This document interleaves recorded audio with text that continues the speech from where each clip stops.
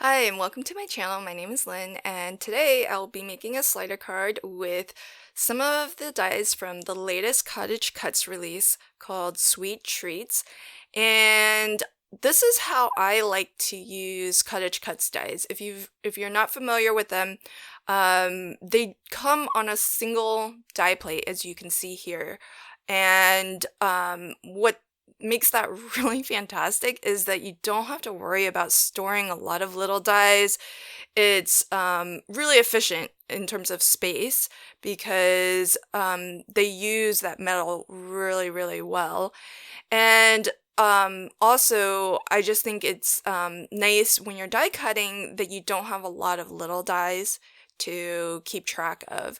So what I like to do is I build my sandwich. Now, normally I cut with the cutting blade face down, but when I'm working with Cottage Cuts dies, or when I'm doing any kind of partial die cutting like this, because other die companies will often combine multiple die cuts on a single plate as well. But what I like to do is I just pull out this pile of scraps, as you can see here, and then I just have some fun die cutting. And what I do is I just cut bits of scraps that are just larger than the element that I want in that color. And I put that little piece of cardstock right over the die cuts that I want. And what I would normally be doing, and recall this is cutting blade face up, and so that's why the cardstock, which is important so that you can actually see, the elements, so you know where to lay down your cardstock. And I've been cutting into my magic mat, which I love. Normally, though, I would actually leave the clear cutting plate and the die on my die cutting machine's platform because I have a magnetic base. It's the Spellbinders Platinum machine, the large one, so half of the base is magnetic, and I like to use that half. And so normally I don't move that plate back and forth as you see me doing here. I'm just doing it for video purposes so that you can see my process of how I do the selective or the partial die cutting. But I find it more helpful to not be jostling or moving that around, because with small pieces of cardstock like this, there is a tendency that if you're moving your entire sandwich around, that you might get some shifting and you might miss. But in this case, the pieces are so small, even if I have to die cut something twice, I'm not overly worried about wasting cardstock. So even though I did die cut everything out of solid color cardstock, I wanted the actual scoops of ice cream to have a little bit more color variation to them, but I didn't want to actually color that in. And so I decided to pull out my Nouveau shimmer powders because they give you that like immediate burst of color. And instead of spritzing with water, I'm actually spritzing with my homemade mica mist. It's just mica powder mixed with gum arabic and distilled water. And I love the look of this because and I definitely let it dry naturally, because I do think when I take a heat gun, it moves some of that liquid around and it doesn't look quite as natural. But I love that you see that burst of color when you spritz onto the powder. It's so fantastic. I would never be able to color something to look that nice. And the mica homemade mica mist that I'm using, it's shimmery, and the color is snow white, so it also gives it a little bit of that frosted look, which I thought was really nice as well. And this way, instead of just a flat color for the scoop of ice cream, it looks more like it's like the difference between ice cream that's just been artificially colored to look like strawberry ice cream versus natural ice cream. That's sort of what I was going for. So here's how I like to assemble my individual die cut pieces. So I like to use a little pokey tool to hold down some of the smaller elements, and my cookie glue gun or glue pen here is really nice because it's got it's easy to hold, and basically you just draw glue where you want it. Now, I find that I don't get very good glue coverage when I actually try to draw like you would write with a pen.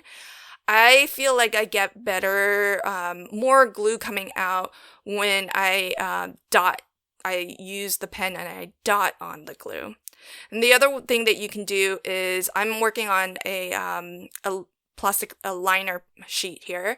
And so you can always just squeeze out a little bit of your PVA glue, your liquid adhesive, onto some scrap paper or a liner sheet. If you use a liner sheet, your glue just won't dry and as quickly.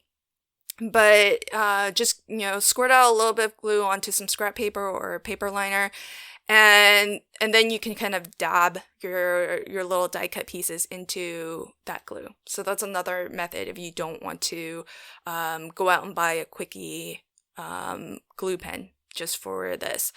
And the cherry here is actually not from the ice cream sundae set. The ice cream sundae set comes with a strawberry, but when I think ice cream sundae, I always think cherry on top. And so I pulled the cherry from the cupcake with cherry die set. And I'm creating a slider. So I have this, it's just a piece of scrap, 120-pound heavyweight cardstock. Because I was working from a scrap, I didn't mind or care too much about the width, but in retrospect, this could have been a little bit wider. The ultimate goal behind the size of this is that it needs to be completely hidden by your ice cream sundae, your ice cream cup, when it's fully assembled. So that's how I determined the height. And I just hand cut a little slot. So if you don't have a slider track die to cut out a slot, don't worry. You can just use your craft knife or utility blade and cut yourself one. And then I just punched out 3/4 inch wide discs, 4 of them in total, 2 out of heavyweight cardstock and 2 out of lightweight cardstock. The 2 lightweight cardstock ones I folded in half.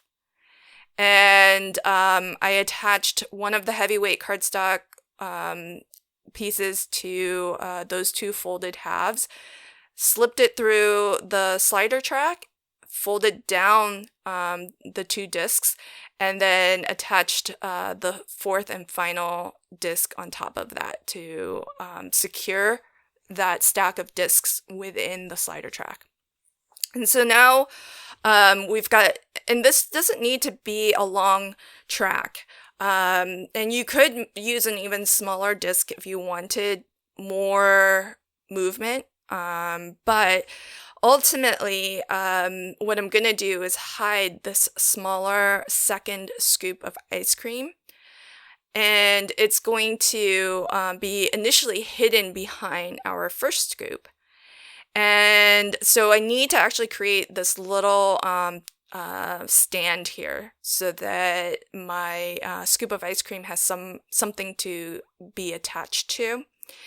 And that also kind of extends it so that it can pop up above the ice cream when you pull it up, and still be hidden behind the ice cream when it's pushed down. So that's the look that we are going for. And so I'm going to do a bit of dry running, which if you've ever seen me make any sort of interactive card, I do this a lot, where I just use some low tack tape. In this case, it's just painter's tape that I've used over and over again. So I know this is very low tack, but it's just got enough stickiness to hold everything down temporarily. And you can see how I'm playing with figuring out where I can safely attach the second scoop so that it will be hidden when the slider is fully down, so that it's nice and hidden by that initial scoop of ice cream, because that's going to be the little surprise that we get when we pull our slider up. So once I've determined that, then I'm going to go ahead and glue that down. So that's what I like to do in this sort of dry running process is I like to kind of figure out each component's position one by one. And as I am sure of that, I'll go ahead and, make that permanently secured. So in this case, gluing it down. And then I can continue to work on additional kind of positioning. So for example, here, I'm now that I've got this unit or slider mechanism figured out with where that second scoop of ice cream needs to go, I am working on how and where to position this onto the card base. So I'm using some of my low profile foam here. It's just 1 millimeter thick because I don't need a lot of thickness. This just needs to give a little bit of clearance so that that disc that we have that's moving along the slider track, it's not held down or pinched down, and it doesn't create a lot of friction between that and the card base. So that just helps the slider mechanism move a little bit more smoothly so that it's not, that movement isn't inhibited by that disc getting sort of pinched down. And you want to be careful to only put adhesive where it's not going to obstruct the movement of the that disc, that round disc that we have. And so now that I've got that piece attached to the card base, now I can figure out where to put this bottom lavender piece of solid color cardstock. And the reason why I needed this extra piece, as opposed to just adhering the ice cream right over top of it and just putting the ice cream or attaching the ice cream down to the card base, is that there really isn't that much room around the ice cream where I can attach it to the card base because the mechanism behind it takes up so much space, and you can't glue anything down onto the mechanism because that's going to obstruct the movement of the slider. So that's one reason why I needed this lavender piece here, and I propped it up on some foam. But as you saw, or what you see me doing here, is just creating a little bit more space. I used slightly thicker foam. And because I left myself a generous amount of space around the mechanism, I had enough space to slide in thicker foam right around on either side of the slider mechanism. And the reason why I did that was because even though I used slightly thicker foam to attach down that lavender piece, it was still pinching down on the slider mechanism, and it was actually creating a little bit of a catch point where you couldn't slide it down all the way because we have that extra layer of the ice cream scoop and the cardstock stand that was attached to the disc. And so as you saw, just by adding thicker foam, that created more room so that the slider can clearly slip behind that lavender cardstock. And so that lavender cardstock gives us a base to attach our ice cream cup to, and also hides the slider track. And then so I just used my Dymo label to create this custom sentiment of make it a double because I don't drink, and so when I tell my husband make it a double, this is what he understands it to be. I hope that you enjoyed this card. The only thing that I added to it that you might have noticed in the photos was a little arrow that says pull here. That way whoever gets this card knows that there's an interactive element to it. If you did enjoy this video, I hope you'll like, comment, and share. And if you want, please consider subscribing to my channel and ringing the notification bell. Thanks so much. Until next time, happy crafting and have a fantastic day. Bye.